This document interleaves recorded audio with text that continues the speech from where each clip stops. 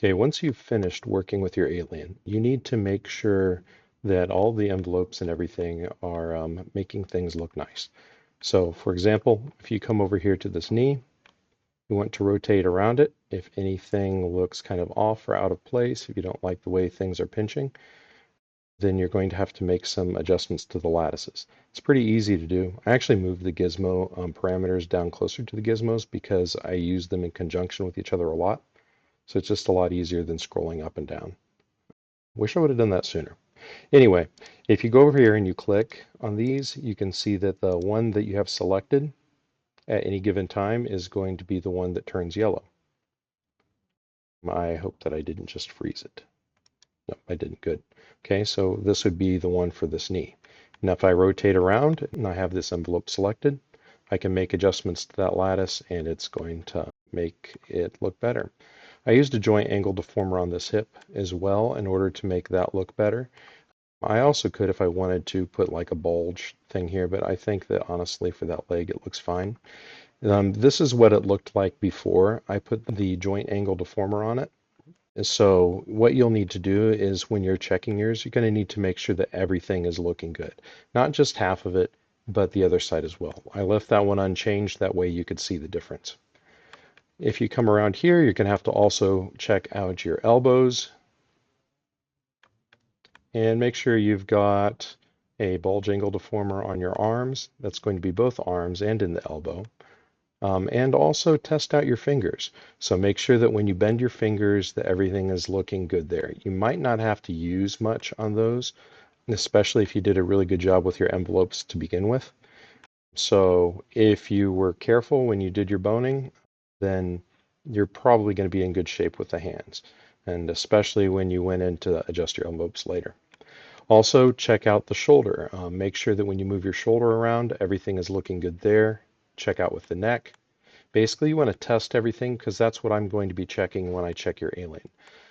Nothing should look really bizarre and pop out in a weird way when you do this. If there is, then you're going to have to go back to whatever step it was in order to fix that in order for this to become acceptable. So think of this as kind of a video where, or a stage of it where this is your quality control. This is where you are submitting something to your employer and hopefully it looks, it's what they're hoping for.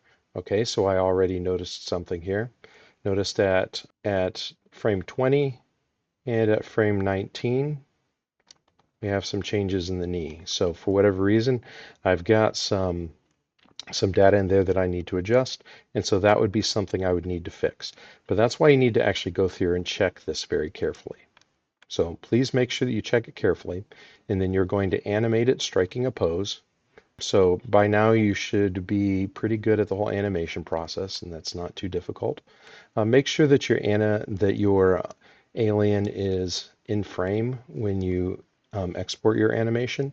And remember that in order to export an animation, you do have to go over here into the render setup. You can either do that here through this button or go into render setup right here. Notice it has the same icon, or F10 works as well. Okay, so if we click on this, make sure that it's an Arnold. You're going to have to go to active time segment.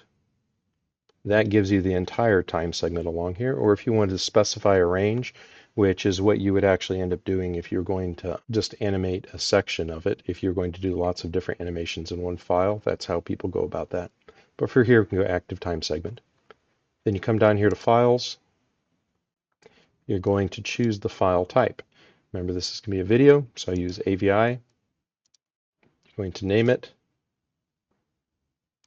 and then make sure that you know exactly where it's going to save. You can actually specify that.